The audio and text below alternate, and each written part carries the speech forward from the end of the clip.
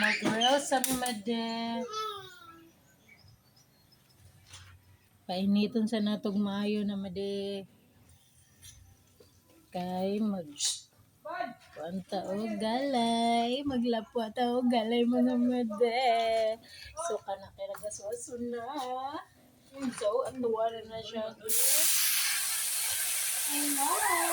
Ay, Ronald! Init na siya. Asinan na nato siya made.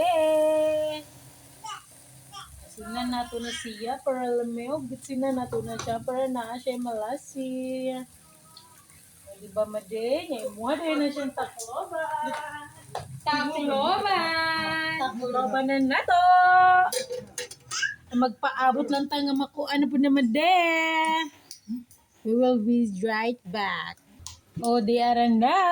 Tuwa ng balihon. Kapit na maluto. Ito na pong takloban. O di aran na. Luto na!